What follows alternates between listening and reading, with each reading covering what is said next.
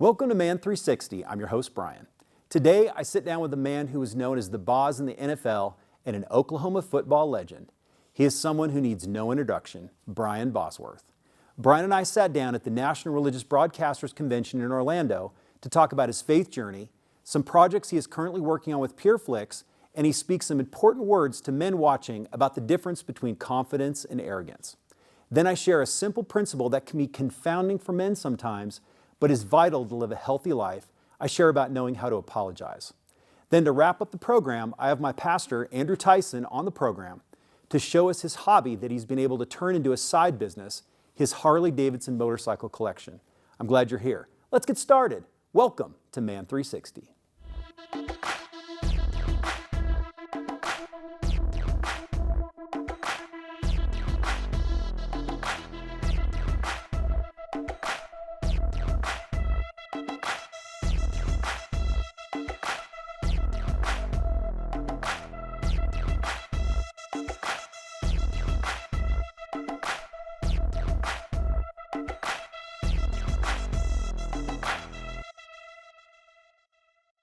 Brian Bosworth has had it all. The fame, the fortune, the lifestyle that people see and think that person has made it in his life. But Brian shares about transitions in his life, including how his faith in Christ has developed through the years. He has a series on Pureflix that he's had great success with and has actually helped him with his walk with Christ. We talked about his alter ego that he used to play up in The Boz, and I asked Brian to share his thoughts about men walking in confidence and not letting that confidence slip into arrogance. Brian ends the segment talking about the most important thing he has learned in this life. Here's my interview with athlete and actor Brian "The Boz" Bosworth.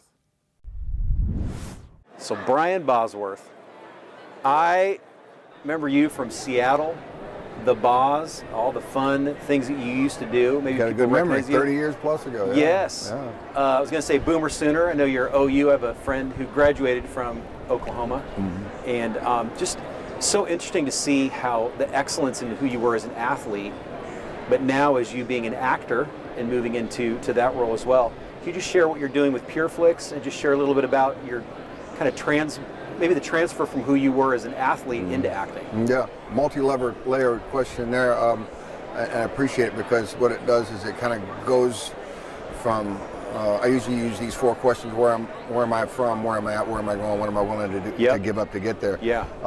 And you know, with Pureflix, they came into my life at a very pivotal time in my life. I was doing a kind of a pack my bags, I'm leaving to go home kind of event in my life where it was just,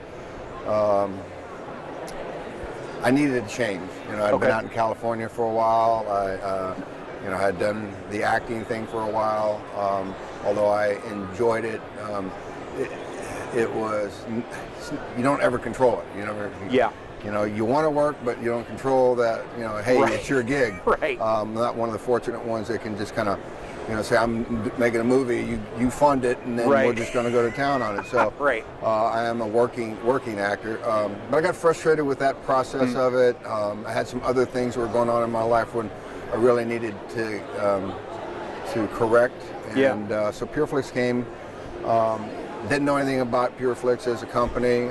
My agent calls me as I'm leaving town, literally packing my bags and leaving, and he says, "Hey, if you're still in town, I have a film that they'd be interested in you starring in." And I kind of balked at it and said, "I think I'm done.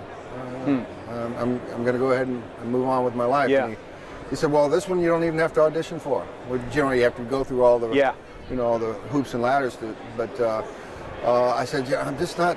I don't think it's alive in me anymore. I just think I need to move on." And he goes, "Well, I encourage you to read the script." And I'm kind of used to my agent. They just really want their 10%. That's really what they care about. Yeah. So I said, "Fine, send the script over. That's the only way I can get him off the phone."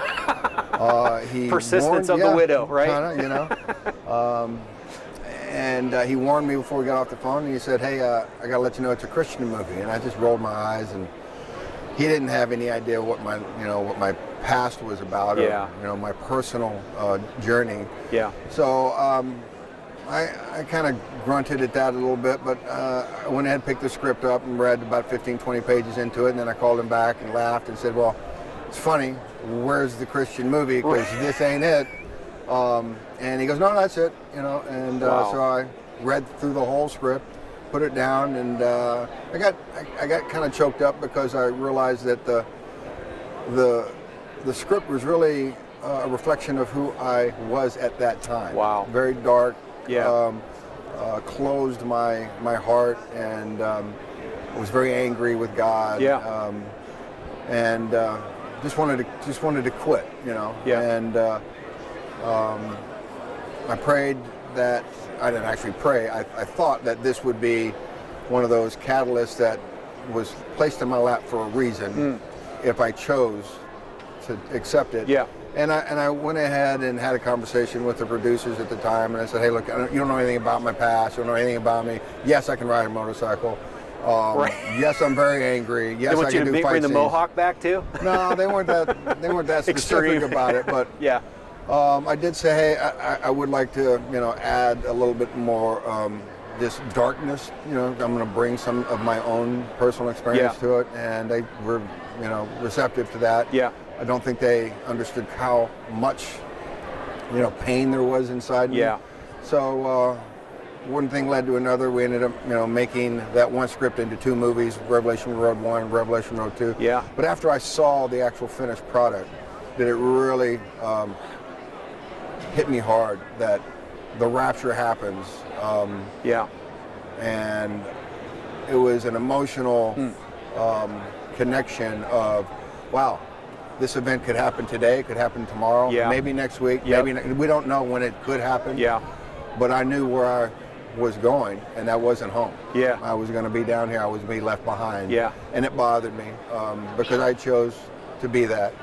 And it kind of was a turning point in my life where I had to kind of look in the mirror a little bit and decide either break the chains now or forever be in bondage to your own pain and suffering. Yeah. So that's kind of where it went. And now all they've done is they wanted to continue this series, or stories, and they ended up making number 4 into a series. So that's so I great. got invited back for that. Super so excited. It's interesting how you talk about where you were and where you are now. Right. Again, where you're going and then what you're willing to give up. That 4th piece I think is really important because it's like you have to make that assessment and say, what am I willing to give up? And all the security of who you were. I know even your relationship with your dad, you know, even some of those things that you had to really walk through, reconcile, and those kind of things as well. And I know people know you, obviously, again, some as the Boz acting. If they've seen Revelation Road, you can go to Pureflix and see that as well. So how, for men, how do they walk in confidence without letting that drift into arrogance, you know, just in your perception, in your world? Well, it took some time. It took some, you know, some massaging a little bit to understand, you know, really to define those questions. Where am I from? Where am I at? Where am I going? What am I willing to give up to get there? And I came to the conclusion I have to be on his path. Yeah. And in order to be on his path, I need to break down what path actually means. Yep. Passion, pursuit, persistence, you know, having a great attitude, being probably the key in the A part of it is being aware of him and acknowledging him. Have trust in him. You're going to go through trials and tribulations. So you have to be truthful through that process. And probably the most important thing of it was obviously stay hungry, but be humble, have humility, and maintain hope. And it was really understanding the humility part because I grew up not with a lot of humility. And the Boz didn't have really, humility. That surprises me. I know. It's a little bit of a shaker. That surprises me, Brian. It is. Such a humble name like Brian, you'd think that. But being in you know, in football, especially in the position that I played and the way I was coached, my father was my coach, you know, from the time I was 5. And sometimes it's really hard for coaches who are fathers to wear both hats. As a coach, you're used to coaches being critical, and you understand that. But it's really difficult if your coach is also your father and doesn't take that hat off and then puts the other hat on. I'm supportive, I'm loving as a father, I'm here to guide you. And he just didn't have those tools in the toolbox. So it created some anger inside me, and I used that anger. It fueled me on the football field. It provided the catalyst that I wanted to prove to him that I was special, that there was something inside me from a gift as far as the athletic side of it. And it's really hard to take the time to be humble when you put all of your energy into building yourself. That's really good. You know, and that's you really look good. at yourself in the mirror, and that's the identity that you see. Yeah. So it's really, you can't check that ego. Right. And it takes a lot of discipline and a lot of support, and having people around you that love just you as a person, not who you are as an athlete. Yeah, or how you were marketed. I feel like part of that too. The persona. Well, I mean, I guess we can end the interview. I was going to ask you what your one most important thing, I think you just shared it, for men is just that time and where you invest that.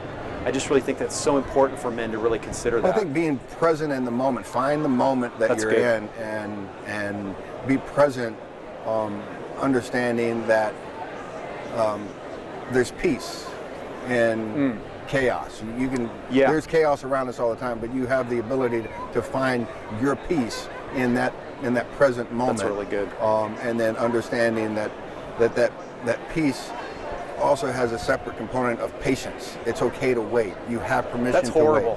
That's horrible. Sorry. It's just a fact. Yeah, it is. Brian, tough to do. Thanks for being on Man 360. Yeah, I appreciate it. Appreciate your time. Yeah, you're welcome. Thank you.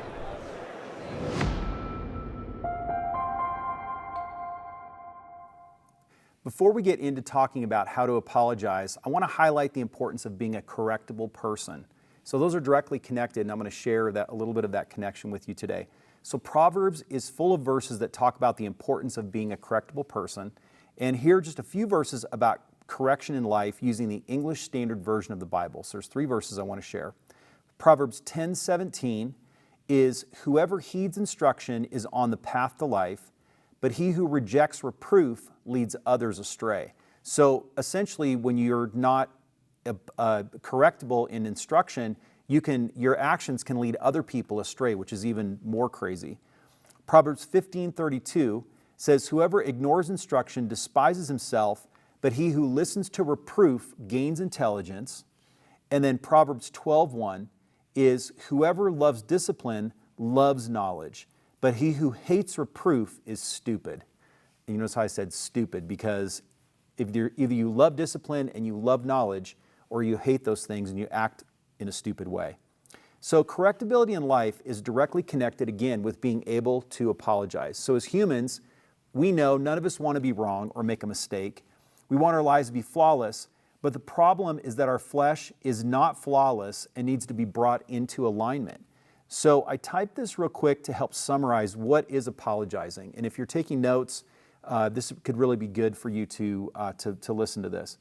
Apologizing is an exercise in correcting our free will when we have made a mistake that needs a conversation with someone. So there's some type of interaction that happens, and maybe you made a mistake, maybe you said something and didn't even realize what you said, and that person was offended, so you need to be able to evaluate that and what that needs to be, and then have a conversation with someone, maybe talking to you and saying, "This hurt me. This is something that you said or did that hurt me," and so you need to be able to have a conversation with them. So here are 7 steps that we found online that made sense and that are easy to quantify. And I think it's really important because when you think about the whole concept of apologizing, it's very important that you think of it in a way that you can digest. And also I wanted to give you just a few steps to think about and also pray about in your own life to be able to bring those things together and really become a good apologizer. I guess that's kind of the bottom line today. So as I share these, take some mental notes, see which ones are easier for you, which ones may be harder, because I think when I was reading through this list for myself, I saw some of those and I thought, those wouldn't be as hard for me to do, but then there's other ones that would really be hard because you have to be specific when you're apologizing and not just be general. So I'll provide a link as well to these 7. Once we get done with the program today, and you can go to man360.tv and go to download these to keep them in your phone, or if you want to print them out. So first, let's start with what an apology does not look like. So these are very funny, and maybe if you've heard these or you've said these technically are not an apology. "I'm sorry you feel that way." So you're quantifying and saying your feelings are completely fine. That person, there's something that's going on, and you're like, well, you're sorry that you feel that way. "I'm sorry you misinterpreted what I said. You misunderstood what I meant. I'm sorry, but what about that time you, so you're turning the situation from what you're trying to deal with to whatever happened maybe in the past with that person, or it was your fault that so there was some kind of outside factor that caused you to do something that offended someone, but really you are in charge of your own emotions, how you react to things, how you interact with people. There's not something that's outside causing you to do something. It's your own free will and how you're acting to people. So here are the 7 steps outlining how to apologize. So number 1 is say what you're sorry for. That sounds really simple, but you need to be able to say, I'm sorry for, and then you say what that is. So pretty simple. Number 2, you need to say why it was wrong. It was wrong because. So what you're doing in that point is you're outlining and you're highlighting, you're saying, this is my perception of what I did that was wrong for you. And then you give that person an opportunity to respond and clarify that to make sure that you're all on the same page. And you're just meeting those expectations of what that person is mentioning that they're offended, and then you're bringing that, taking the responsibility of your apology. And so the point 3 is accept full responsibility. I accept full responsibility for what I did and said. Now, the hard thing with that is that could just be lip service, because maybe that person you're talking to is really offended, maybe they're really angry, and you're trying to just calm them down. But you really need to take full responsibility for what you do and what you say. You know, we're going to be held accountable by the things that we say, the things that we do on this earth, and how our interaction is with people. And really being a good apologizer is being completely like Christ. So point 4 is ask how we can make amends. How can I make this better for you? And, you know, sometimes if somebody is, what I think this is really good is it really brings it into context. Is that person just emotionally reacting to you? Or is there something you can actually do to remedy what happened? Maybe there's something there was that specific. Number 5 is commit to not doing it again. So moving forward, I promise to, and then you say what you're committing to. You're making an agreement basically with that person, and you're saving that relationship to say, this is what I'm committing to do on my end. And again, building an expectation for that person and remending that bridge between you. Number 6 is ask for forgiveness. Say, will you accept my apology? So that's really good, again, because what you're saying is you're apologizing, then you're offering to that person. Now they could say, I don't accept your apology. At that point, it's not your responsibility to make them accept your apology. You're just talking about, and really this whole segment is just talking about what's your responsibility to take ownership of what you did and then say, this is what I'm sorry for. So then you thank them. You say, thank you for bringing this to my attention. Thank you for sharing this with me. And again, if you're a person that's been offended, you need to be able to take that initiative and say, hey, this really hurt me. This offended me. And I know I've done this well in life at times. I've done it poorly at times. So really to think through this. So apologizing is not easy, and doing it well is even harder.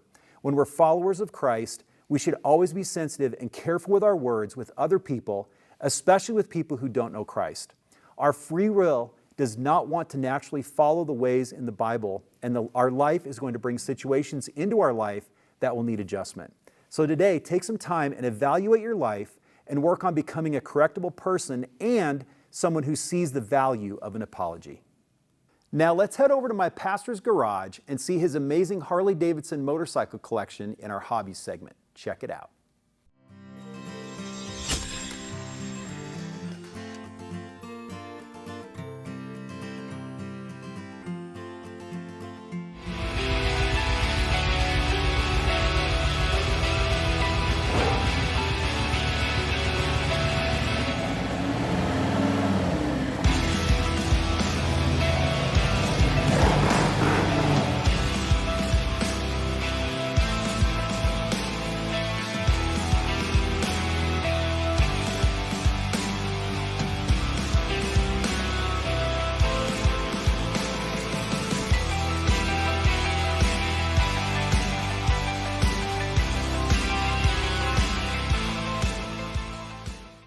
Pastor Andrew, thank you for being on Man 360 again.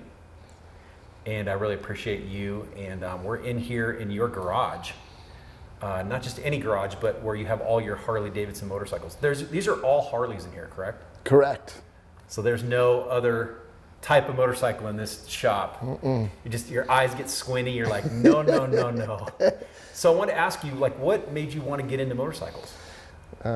Thanks for inviting me, Brian, to be on Man 360 with you again. And, Just growing up, I had an uncle that was really into riding and into Harleys. And when I was younger, it was a cheap mode of transportation. So Really? that's where I started. Wow. Of course, I didn't have a Harley when I was younger. That didn't come Right. till I was older. But that's when I started riding when I was about 16, 17.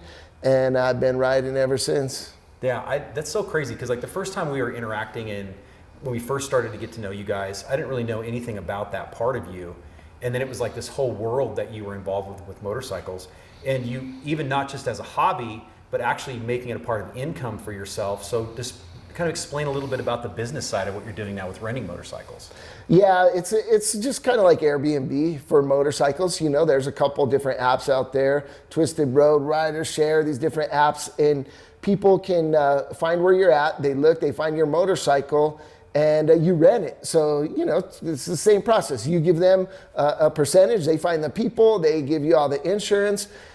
It works for me because I know how to maintain the motorcycles. Right. So for people that don't know how to maintain, it may not be that great of a moneymaker for them. Yeah, it could be harder. And I know you mentioned one thing about, I was like, man, you're doing such a great shop and so well lit. And you were saying some people will bring the bike back at night and you don't see all the scrapes or scuffs on it and they turn it back in. But this is a great shop. It's got a drive through, so you can be like, hey, we're going to look this thing over and make sure it looks good and to take care of your hogs, as they say. and too, like when somebody's renting a motorcycle, they want to know that it's well maintained, right? Yeah. So this kind of helps them to realize that, and they come in, they go, okay, hey, this is nice, and they know they're going to get a good product. And building a reputation, so they can tell their other friends to be like, hey, this guy's got a nice shop. He takes care of his stuff. He's got some nice bikes. So I think that's a part of it. So even in that culture, in that world of motorcycles, I don't ride motorcycles, or else we would probably be out every weekend when I'm here riding. But what are a couple of things I know you mentioned about the pipes and having loud pipes on motorcycles. Some people are like, wow, that's so annoying. Maybe that's just because they're just trying to be annoying, but there's a reason behind that. And I also asked you about the leather tail that is on the edge of handlebars sometimes that you see. I thought those were like gang signs or colors or something like that for gangs or whatever, but you gave two practical uses for those things because you share those with us as well. Yeah, for the pipes, people have different feelings about that. Some people, it's very annoying to them or not, but really the greatest reason for the loud pipes is to let people know where you're at on a motorcycle so they can hear you. And it really helps a lot. If you have a very quiet motorcycle, there's a good chance that somebody's going to cut over on you in the lane, especially here riding in the city. So loud pipes save lives, that's what they say. Amen, brother. So that's why, and it's just part of the Harley experience of the V-twin motor and their specific sound. That's all part of the Harley Davidson culture, I guess. Yeah. You would. The other part, the thing that's hanging down from the handlebars, people maybe use it for different things, but the reason why originally they would do it is because if a car was too close to them, they'd whip the car with it so that they would know. And some of them, they used to put even a pool ball on the end of it or something. So, a lot of bikers were pretty hardcore, and you didn't want to come up on them, especially when there's a big group of them. There's like a big 8 ball hanging off the end of the thing. Like you get too close to swing it at your window or something. And some of them put like a little piece of metal or something on the end, and they'd scratch your car and stuff like that. But that's where it started from. Today, people put them on there just to be cool or whatever. Yeah, to look cool. You don't have any cool looking leather ropes hanging from any of yours. You're like, you don't need that. No. They're already cool on bikes. You were talking about this bike behind us and how cool it was. Just we'll do a walk around of it so people can see it as well and just kind of talk about a little bit about what it is. But one other thing too, just about maintenance of the motorcycle. What are some basic things if somebody's going to buy a motorcycle? What would they consider to be some basic maintenance things that they can do versus they just need to trust the shop to do it? Well, there's a couple of things. That's one of the awesome things about Harley Davidsons is they're designed so that you can work on them. Now, the more advanced, right, that they're getting, more computer systems and stuff on there, it can be a little bit harder, but Harley still makes it so you can change your own tires, you can change your own brakes, you can change the oil and all that kind of stuff with minimal mechanical, training. Prowess or knowledge, Yeah, so that's one thing I like. Is now, when you're looking at the older Harleys, you can almost work on every single piece of them. If you go to something like a Honda Goldwing, there's guys, of course, that are good at working on import bikes, BMWs. A lot of them are way more complicated, and they're just not as simple. They're a little bit harder to work on. Yeah. So, and obviously with the motorcycles, not just in, excuse me, the maintenance of them, but also the maintenance of your family, right? I feel like the motorcycle, having that a part of the culture of your family as well, has really helped to build bonds and really build, just reinforced relationships with your family. So how is this kind of, again, hobby / kind of side business of the motorcycles, how's that enhanced your family as well? Well, it's really brought us together. Like for me, at one time I tried golf. Every pastor is supposed to golf, and I tried it. It was great. It took a lot of time because I'm not that athletic, and I wanted to get my boys involved, but it just wasn't the thing. Then when I got them to start riding, they started riding when they were 15 years old, wow, 16 years old. And they really enjoyed it, and it really brought us together because we all had this common interest. It's my daughter Hannah; she rides as well. Mm-hmm. We've ridden across the country, me and the boys, a couple times. We've ridden up to Milwaukee to the Harley Davidson Museum. We've ridden out to California and back. That's awesome. And it's just a great bonding time together. Being out there on the open road, like there's nothing like it. It's amazing. And I know, and we'll walk around some of the bikes too to show, because some of the kids' bikes are in here too. But yeah, I just really appreciate again how you've really incorporated this, not as, sometimes men that may be watching this, they're kind of like, well, that's my thing and that's my motorcycle and I don't want to involve my family. And obviously you've been able to have other bikes to be able to give and show with your family. But I just appreciate how you've involved the family in what you do as well. And it's still something that you can do to go out and relax and get away, but also to be able to pull them in, I think is really important. But I just love this shop. I mean, even from when the first couple times you were talking about some of the systems and the lighting and everything, but it's a beautiful shop. But thanks for being on Man 360 again. Thank you, Brian. Yeah. Appreciate it. Appreciate you. All right. Let's do our 360-degree review of today's program.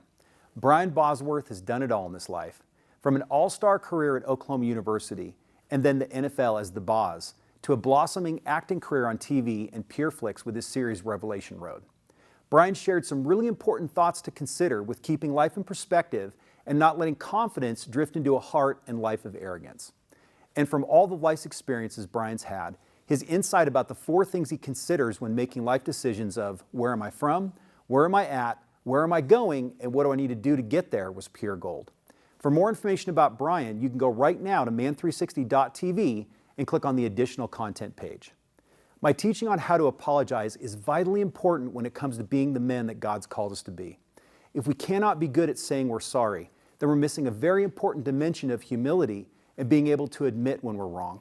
No one in this life is right all the time, and apologizing helps us align our flesh with God's Word. This speaks directly to the power of being a correctable person. I hope you enjoyed my time with my pastor, Andrew Theisen.